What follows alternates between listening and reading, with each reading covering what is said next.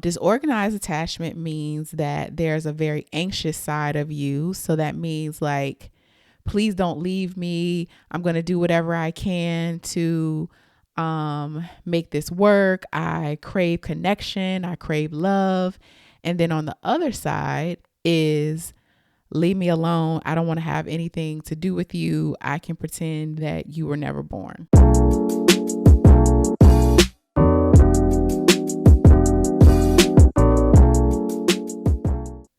Welcome to Favor and Beauty, the podcast where we acknowledge beauty that turns heads, but we really dive deep into beauty that turns hearts.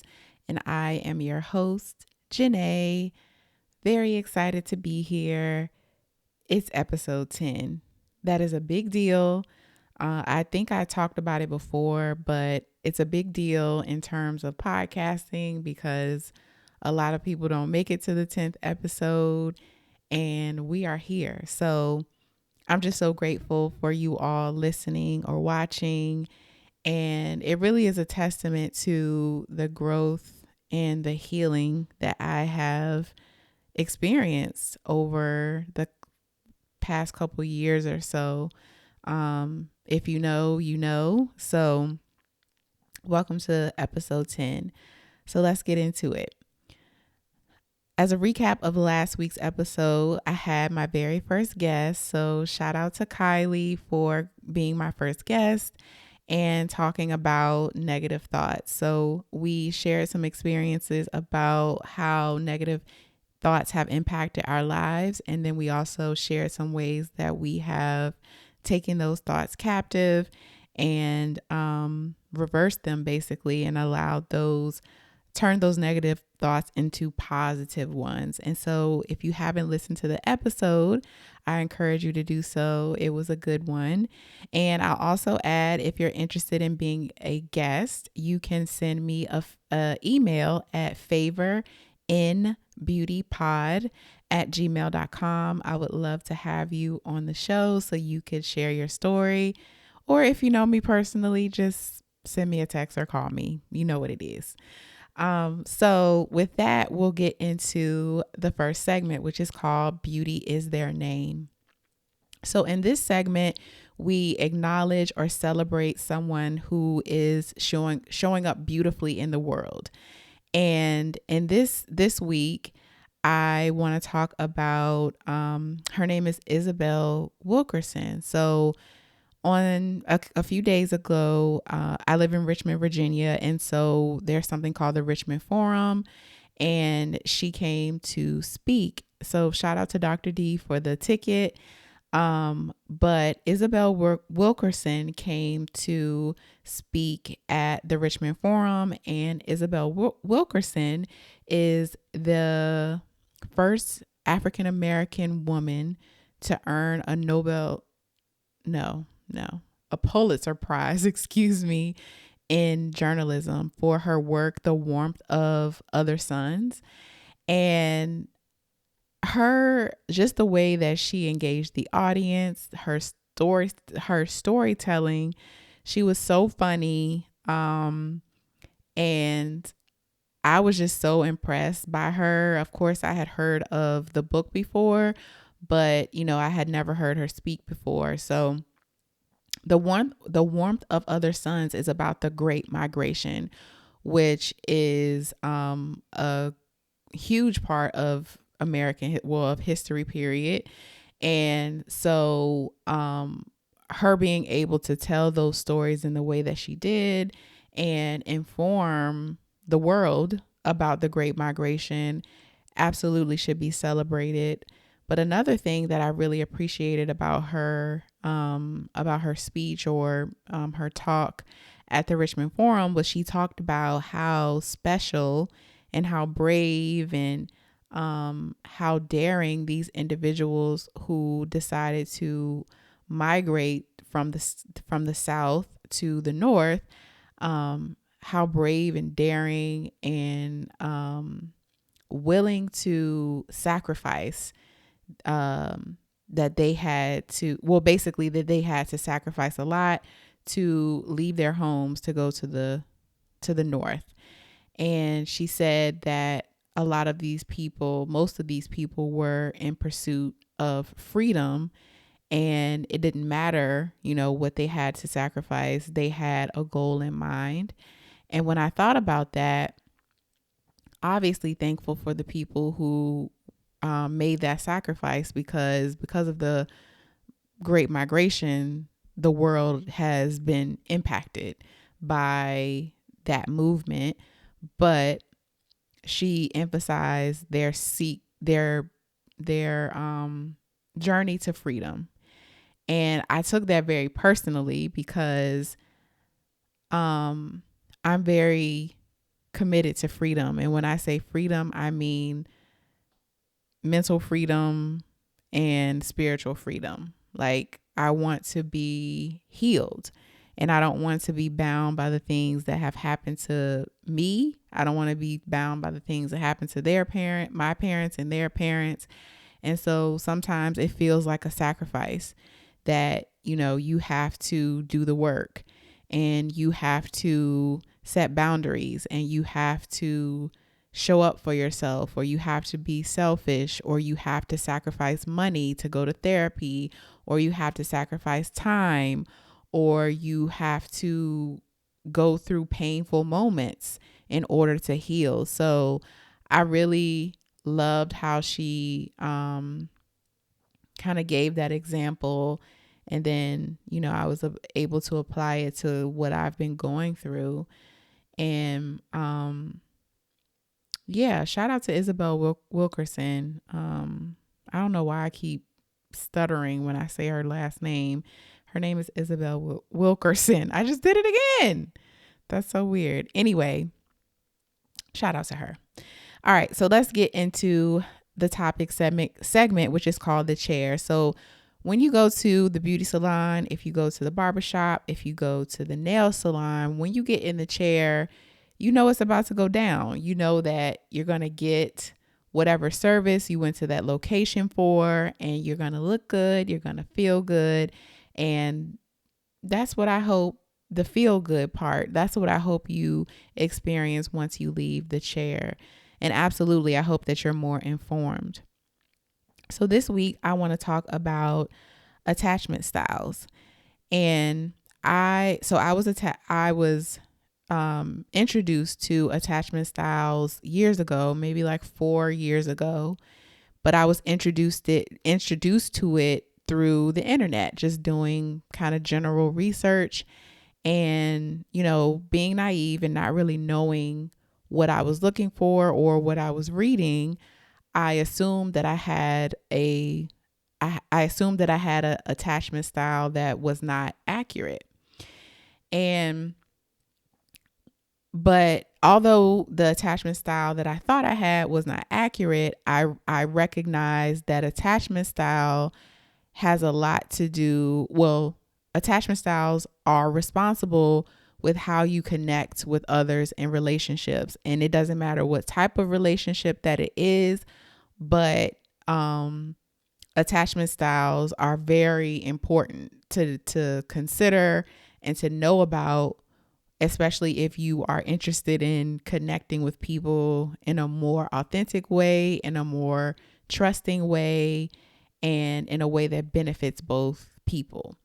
So during this healing journey, in anybody's healing journey, I think, a lot of times we start a healing journey because we experience some type of loss or some type of intense hurt, or something happens that kind of triggers us to start healing and to start the process and to really actively, intentionally pursue healing. And a lot of times it's because of something that was done to us. And so it's really easy to think about all of the things that someone has done to you that has caused you pain and that has frustrated you or disappointed you or made you angry. But it's not as easy to flip that on yourself, to really say, well, what was my role in all of this? Even though I may have gotten hurt, although, I may have been disappointed, there probably was something that I did or I contributed to it in some way. That's not easy to do. And so I have been really adamant about that this time around. And when I say this time around, I mean over the past maybe year and a half to 2 years, I've really been intentional about this healing journey and doing very specific things so that I will feel better. But this time around, I wanted to make sure that I did that. And in doing that, I realized that in some cases, it's really difficult to be in a relationship with me. And that's not an easy thing to settle on. That's not that's not an easy thing to know or understand, or you know what I'm trying to say. And in doing that, I wanted to know, and I say that because I feel like there have been a lot of relationships that could have been saved, or a lot of relationships that have gone sour, and I didn't do my due diligence in terms of like trying to resolve them or trying to make them better, I guess. And I know in every situation that's not necessary. Sometimes people just are in your life for a reason or a season. And so, it's natural that the relationship ends, but I don't think that has been the case in every failed relationship that I've had. And so I really started to think about, okay, well, what did you do, Jenaé? And in therapy, I recognized, and I mentioned that the attachment style that I thought I had was incorrect. It doesn't matter what that one was, but I do know that I identify with a disorganized attachment. And that's interesting because disorganized attachment is rare, is the rarest form of attachment styles, unless at least that's what I've read. And a lot of people say that it's the most difficult attachment style to deal with. And I totally understand why that is. So in a nutshell, disorganized attachment is confusing. I can say that because sometimes I confuse myself. I'm not even going to lie. So disorganized attachment means that there's a very anxious side of you. So that means like, please don't leave me. I'm going to do whatever I can to make this work. I crave connection. I crave love. And then on the other side is leave me alone. I don't want to have anything to do with you. I can pretend that you were never born. Now, if you are somebody, and I am saying it in a, I think it's comical type of way, but if you think about that and dealing with someone, that's kind of chaotic, and that's very hard to understand. I think that I can be, or I have been, very unpredictable in terms of my behavior because you don't know which side of me you're going to get. And I will also say that it also depends on the other person's attachment style. And because of that, I have been in some unhealthy relationships. And although they were unhealthy, I think unhealthy relationships can be improved. They don't necessarily have to end. And so that's why I think it was really important for me to like really dig into this attachment style and how it's impacted my relationship. So an anxious person, like I said, is like, I crave love, and I don't want you to leave me. I don't want you to abandon me. And so I'm going to do whatever I can to make sure that you stay. And so if I'm in a relationship with another anxious person, we could connect because we crave connection. We want to be friends. We want to be in a relationship. We want to love each other. We want to connect with each other. But sometimes that connection can turn into codependence, which is unhealthy. And so it's almost like, even though I know that this doesn't make me feel good, or we are both acting in a way that is unhealthy because our behavior towards each other is unhappy because we like need to be needed. And I'll talk about codependence in another episode, but codependent relationships are very unhealthy, but you cling together because it feels right because you don't want to be alone. Then on the other side, I also can connect really well with people who are avoidant. And I will say that these types of relationships are easier for me because they don't require a lot. So if you're avoidant, just like my avoidant side, we don't need to talk about conflict. We don't need to address conflict. We kind of sweep things under the rug. There's always an elephant in the room, but we never acknowledge the elephant in the room. It's okay if we, create a lot of physical space or space in terms of time that we connect with each other, because we're on the same wavelength. And so to me, those types of relationships feel better because they don't require a lot of emotion, which I'll get to in a second. But that is also an unhealthy connection because every relationship has conflict and you have to be able to address the conflict. And you can't, in order to connect with someone, you have to be around them. You have to spend time with them. And so being comfortable with, extended amounts of time without talking or connecting to them is not, and I'm not saying it's unhealthy in general, but it's not always healthy to have that type of distance in between relationships. So another thing to highlight about disorganized attachment is that we often approach life from like an outside inside orientation. And what I mean by that is like we're always concerned about what's happening with other people, like their feelings and their emotions and what they have going on.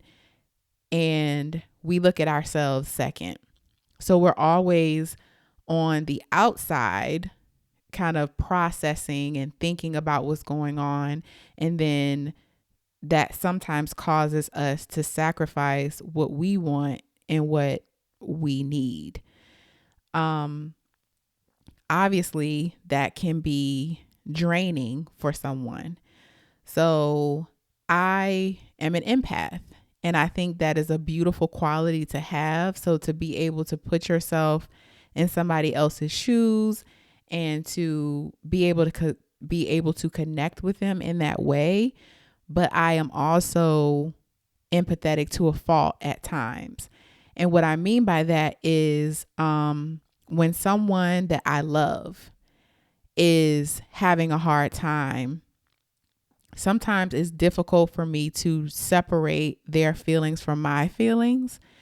And it's almost like if that person is not okay, then I can't be okay. And imagine how draining for an individual that can be. So if, we have a lot of our own emotions. And so if you think of all of the emotions the range of emotions that people have that you're in connection with, if you are experiencing all of those emotions first and you're not even experiencing your own, imagine how much that can impact your day to day. Also, I would say that it's difficult for people who have disorganized attachment because we have always kind of dealt externally with other people's emotions, it's difficult for us to pinpoint and name our own emotions. And it's also difficult to regulate our emotions. So when I was younger, I was very moody. And my mom would, say, not just her, but, I had a bad attitude. And I also was very angry. So anger was an easy emotion for me to express. And so, I would just blow up or, say whatever is on my mind. And obviously, you can't go throughout life, just blowing up on people. So I learned to regulate that emotion and not explode. But at the same time, I didn't learn how to process my own emotions or name my emotions. And something that has been really helpful that I discovered years ago was a feelings wheel. And it sounds kind of juvenile, but it has helped me in a lot of ways because there are a range of emotions that we can experience, but besides happy, mad, and sad. And so being able to see those emotions and see how those emotions are related to each other has definitely helped me over the years. So I think that's another reason why I think understanding what your attachment style is very important because it not only helps you to understand how you have interacted with other people, but it really helps you to understand yourself, and it really helps you to understand what are those areas of growth that I really need to focus on, and what things that that other people may need to be aware of about me. So another thing that I want to share, and this also will help other people. It may help other people understand me. It may help other people understand someone else in their life. But going back to the always being outside of yourself, or acknowledging outside before you acknowledge inside, is over interpretation. And that could also be known as overthinking. But imagine going through life and everyone who's around you, you're continuously trying to interpret their words, trying to interpret their actions, trying to interpret their feelings, trying to interpret their problems. That going back to the draining piece, that is a lot on your nervous system. Cause you're just constantly working, and you're constantly working on other people, or over interpreting, or overthinking in regards to something that doesn't even have anything to do with you. And I think for me, that is why sometimes, although I am an introvert and I do require some time to recharge after I'm around people for an extended amount of time, I get overstimulated very easily and I need breaks. And I think sometimes that can be where the moodiness comes from, because if I'm overstimulated and I really have nothing else to give, I just don't want to be bothered. And I know that sounds harsh, and I know that sounds wild just coming out of somebody's mouth, but that's what it is. And it's a hard pill to swallow because, I have a disattachment style because of how I grew up. It's not my fault. It's nothing that I did to create this scenario for myself, but I am responsible for who I am today and how I engage with people and all of the steps that I need to take, all of the steps that I need to take so that I can move towards secure attachment. So, attachment styles have nothing to do with like you didn't do it. Like, and I think that's for me, forgiveness has been so important because, you know, a lot of who I am is the result of my interactions as a child. And so I have to forgive the people who were responsible for that because they were doing the best that they could as well. So, as a parent, so I have a daughter. She's about to be 8, and she has definitely, although when she was born, I didn't realize what my attachment style was. But, you know, when you birth this person and you just want the world for them, like you just experience this love that you have never felt before. And I've always known that there were things that I needed to work on. I've always been very self-aware, but not self-aware enough to change the things in the moment. I just knew how I showed up in relationships. So I knew that there were things that I needed to work on. And that's probably why I started going to therapy probably in my mid to late 20s, because I knew something was up.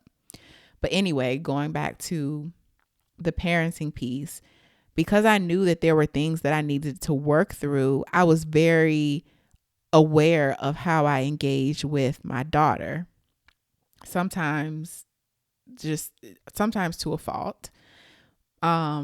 Because I didn't want her to end up like me. Honestly, I didn't want her to have issues with mental health. I didn't want her to be closed off in terms of her emotions. I didn't want her to live in fear, and I wanted her to be authentically herself. And so having a daughter has accelerated the healing process.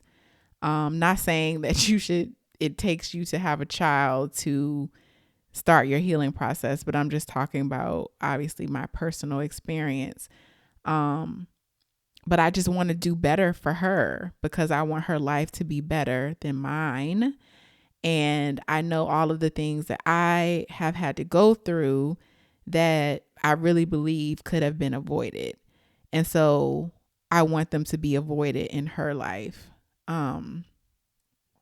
But I think therapy has been very helpful in terms of figuring out how to work through the attachment style that I have.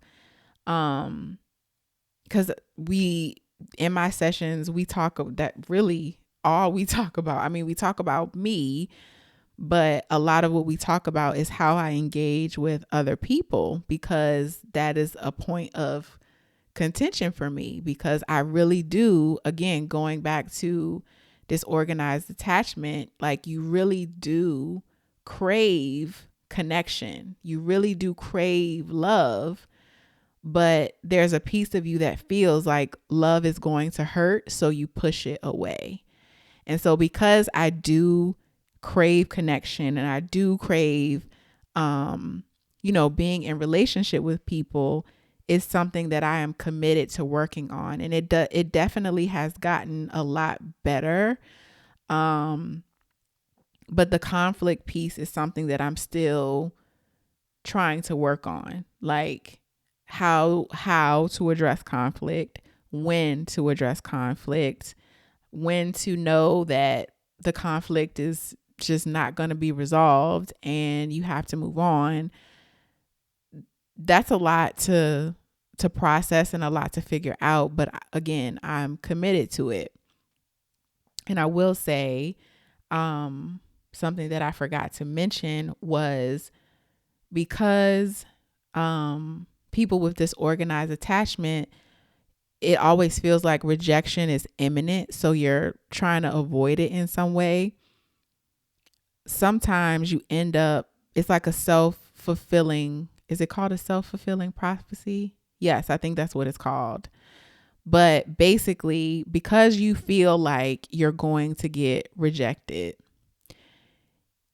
you end up in relationships that you're going to get rejected from. So you attach to people who are unhealthy for you. You attach to people who are emotionally unavailable or just unavailable, period. Like, well, you may not consciously know, but unconsciously, you know that this person is not available to you, but you pursue them anyway. And so once you get rejected, it's like, see, I told you they were going to reject me. So it gets really, really deep. Okay. And I have had some very embarrassing scenarios in my lifetime, because of how I showed up in relationships, relationships that I allowed that I shouldn't have allowed. But I say embarrassing because I'm joking, because I didn't know any better. And you learn from your mistakes, and you can only be healed of what you acknowledge and what you're aware of. So I would suggest using the Googles, the internet, or whatever. YouTube is also a great resource, and figure out what your attachment style is. I think the statistics that I saw, and I looked at a couple different sources. So basically between 55 to 60 is kind of like the average that I saw. But 55 to 60% of the population is securely attached, which is a good thing, meaning most of us are securely attached, but there is a large portion of people who are not. So the likelihood that you connect with someone who has an unsecure attachment style is pretty high. So even if you're a securely attached person, it may be helpful for you to research to see what the other attachment styles are like, because just because someone has insecure attachment, that doesn't mean that they can't show up in a relationship in a positive way. It just may take a little bit more work than you expected. So definitely do some research on attachment styles. And if you can find resources. So I found this YouTube channel. I think her name is Dr. Kim Sage. She's a licensed clinician, but she has she's working through disorganized attachment style.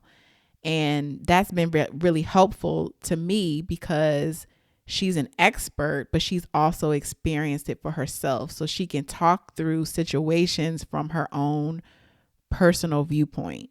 And so that has helped me tremendously, because it's not, someone just speaking on it generally and they don't have personalized experiences with it. So learn what your attachment style is, or just learn about them, because it may help you engage with people in better ways or more authentic ways. I still have some work to do, but I do think that just me being aware is helping me to reel it in before I act in a disorganized way.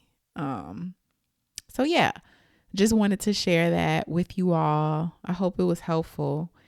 And with that, we'll get into the third segment, which is called The Beauty Secret. This week we do have an external beauty secret. I don't have the product down. I'm at my house, but I don't have the product down here with me. Um, but I will link them. So the product is called the Dr. Dennis Gross Alpha Beta Peels. They're peel pads. And so basically it's like a peel that you can do at home. So unfortunately, around 38, my skin just kind of went haywire. Like, I don't know if it was like hormonal or what was going on, but and my skin as an adult has always been pretty much clear. Like, I have the occasional breakout, but for the most part, my skin has been blemish free until 2 years ago. And I had a really bad breakout, and I ended up having to go to the dermatologist and get prescribed medication, and it definitely cleared up. So the way that my skin is today is a direct result of going to the dermatologist. Shout out to Dr. Love, who is a Hamptonian. And then also the skincare regimen that I have started for myself. Because I know that, and I really believe it is something hormonal, because my skin, maybe around the summertime, it started to flare up again. Not as bad as before, but I get acne way more than I have ever gotten, and I don't like that. But anyway, I purchased these peel pads from Sephora. So I actually got a sample first, and I used them, and I love them. And so I bought the full size. They are expensive, but they do work. And essentially, they help with like signs of aging. They help with acne. They help with oily skin. But they're these little kind of toilets, and they're wet. And then and they come in 2 steps. So you use one step, you wait 2 minutes, and then you use the other step. And so basically it's like a peel that you can do at home. It has definitely helped my skin with these breakouts that I've been having that are so annoying. So if you're looking for, and I'll leave the link so that you can read about them. And then there are a bunch of reviews about them on YouTube and TikTok and all of those places. So you can check them out. But they have definitely helped to benefit my skin, to help get my skin back on track. And then the external beauty secret is decluttering. So having a clean and organized house or space really helps with your mental health. And I can say, like, during the times where my life was the most chaotic and I was going through a lot of things, my space reflected that. And it was kind of just like, what is going on here? Like, clean your room. Like, why? And not like dirty, but just like, especially like with my room, clothes would just be everywhere, or shoes would be everywhere, and things would just be out of place. And I realized that it was a reflection of what was going on in my mind, child. It was a lot. But the benefits of cleaning and decluttering, cleaning and decluttering can benefit your physical health. It can help you to gain control of your environment. It can improve your mood and reduce anxiety. It can help increase your focus. So one of the things that I did, and I am committed to do every several months, not that I'm going to be like an extreme minimalist, but I don't want to accumulate a lot of things. And so one of the things that I did at the end of the summer was I went through my closet, and if it was, if there were things that I didn't wear in maybe like the last 4 or 5 months, I donated them. I cleaned out my closet. It is now color coded.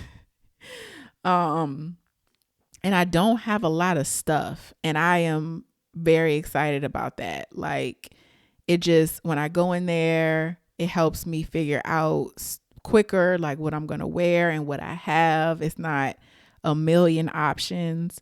Because I work from home, I have to make sure that my office is clean and like my workspace is organized, because otherwise I literally cannot function. So, yeah, try to declutter your space. Try to get rid of things that you don't need. Linen closets are another area that I feel like most people need to declutter. Like, you got washcloths and towels from 10 years ago. What you doing with that? You don't need that. Or you got sheet sets that you don't use. So try to declutter your space and see if that helps to free up some mental space for you. And with that, we've made it through episode 10. Thank you all so much for listening or watching. Please subscribe to the YouTube channel, like the videos, comment on the videos, subscribe to the audio versions of the podcast on Spotify and also on Apple Podcasts. And we are on some other platforms as well. You can leave a 5-star review and let me know what you think about the podcast. And I'm really appreciative of your time, and because I know time is valuable, and I love you. I really do. I appreciate you, and I hope you're well. And happy Thanksgiving. Take care, y'all.